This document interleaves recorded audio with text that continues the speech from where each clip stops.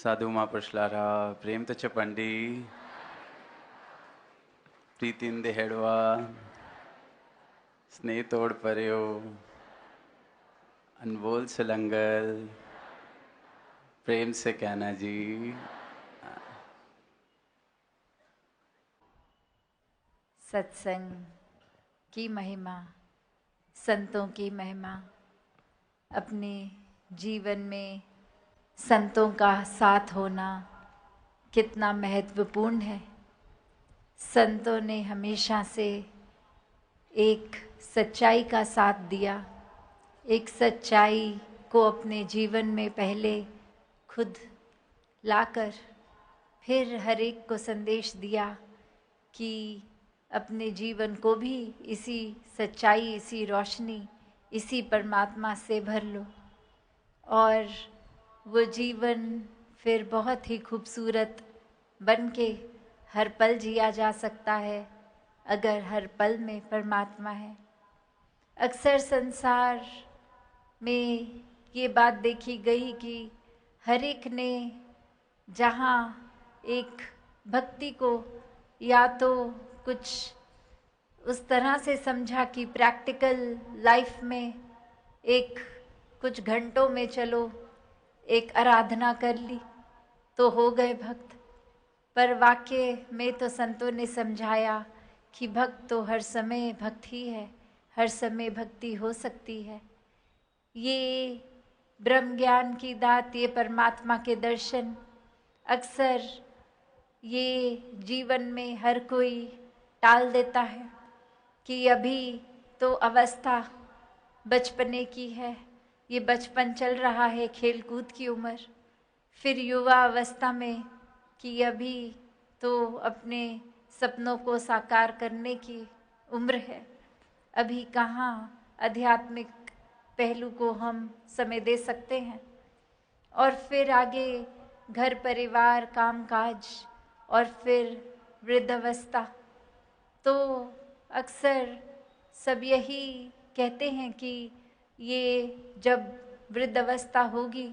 तो समय निकालेंगे प्रभु परमात्मा के लिए, पर ये जीवन किसको पता किस समय ये सांसें चली जाएंगी। ये कोई गारंटी है भी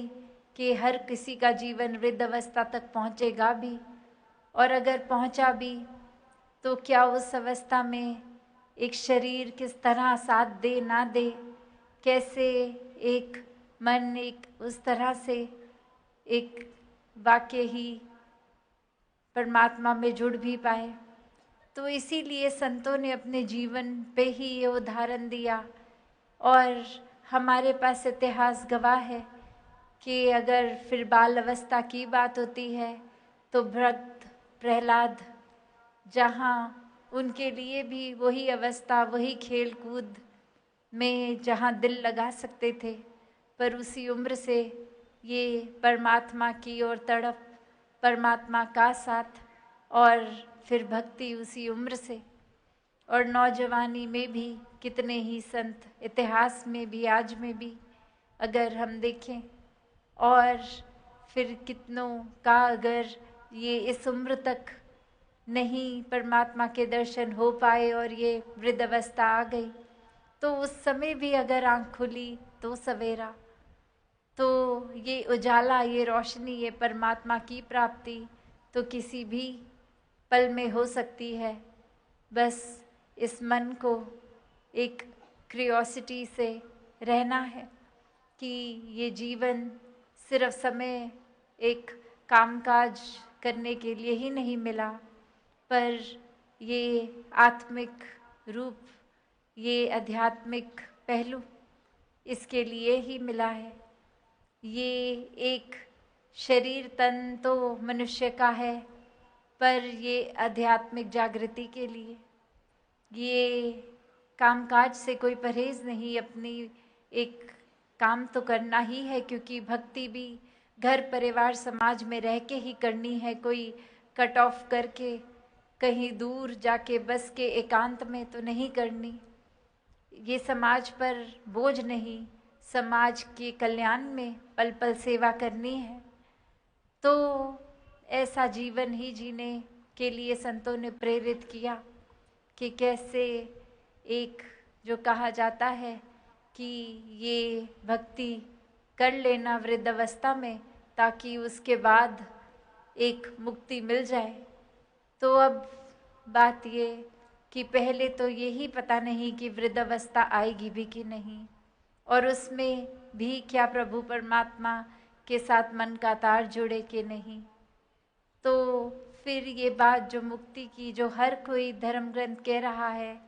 कि इस मानव तन में आए हो तो मुक्ति भी इस मानव तन में ही संभव है। ये जीवन जीने का रास्ता ही जीते जी मुक्त करा सकता है। और जीवन के बाद भी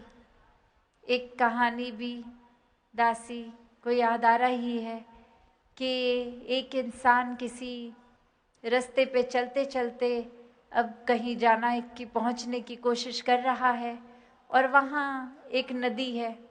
और नदी के अब उस पार जाना है पर रास्ता समझ नहीं आ रहा। और वहीं से देखता है उस सामने भी एक इंसान उसको ज़ोर से आवाज़ लगा के पूछता है कि मुझे उस पार जाना है, कैसे आया जाए, वो रास्ता बताइए। और वो इंसान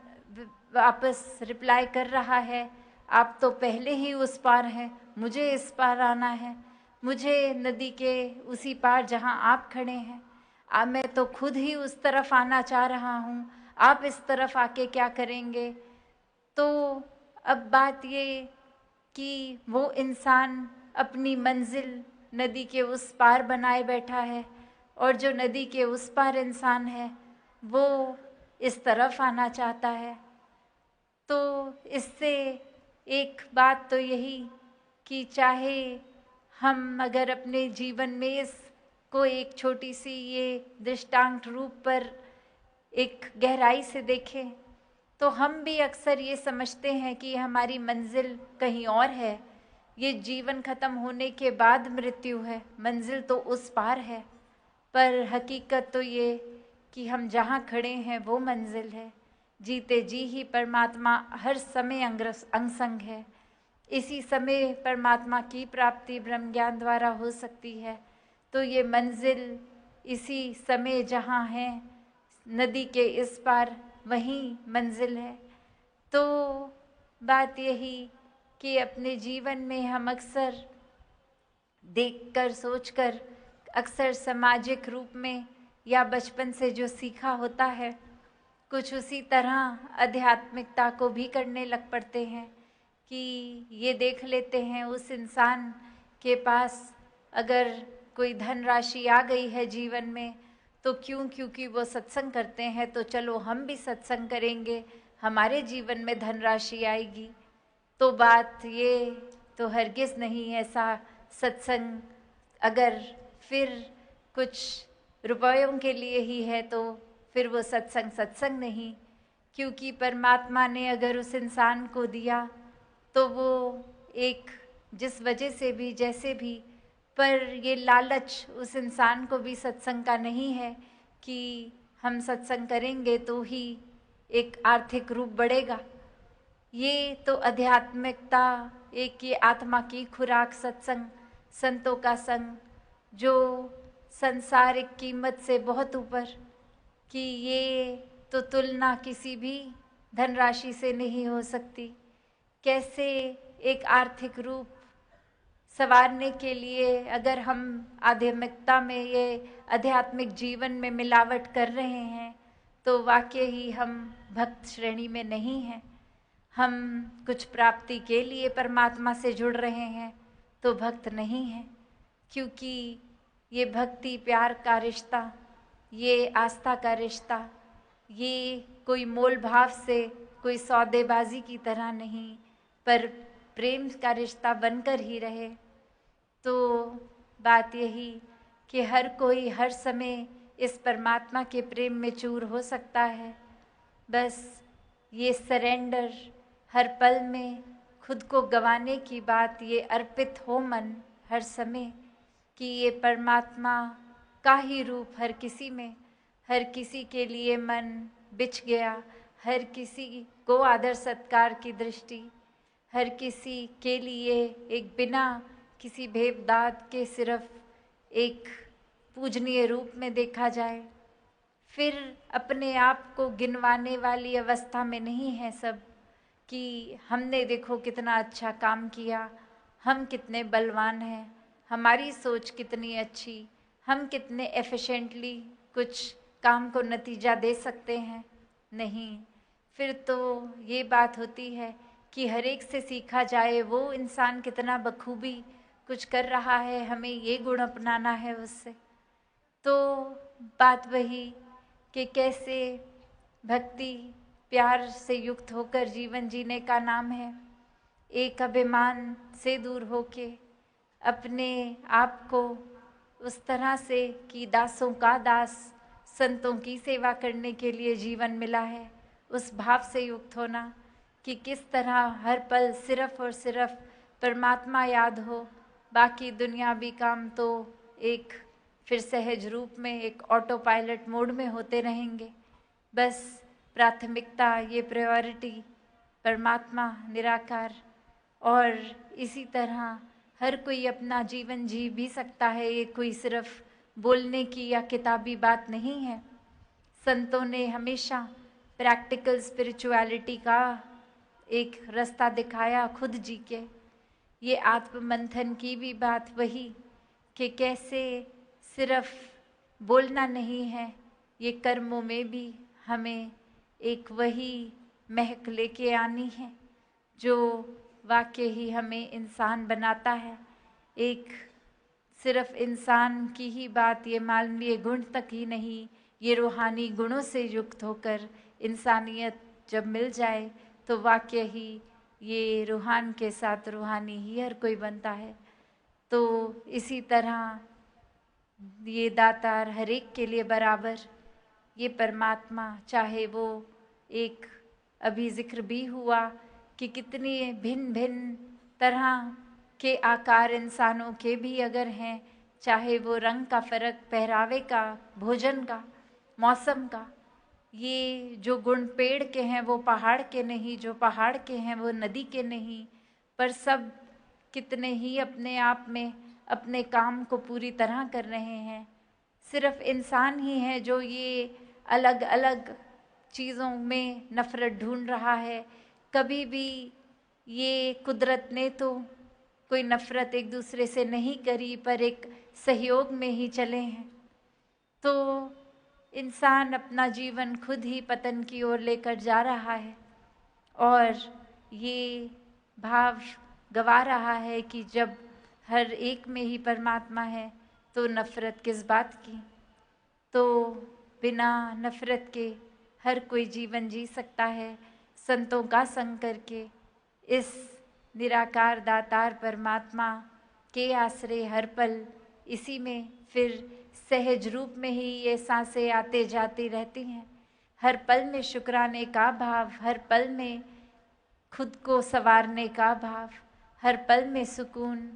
हर पल में ये सोच का मन का विस्तार, हर पल में ये आत्ममंथन अपने भीतर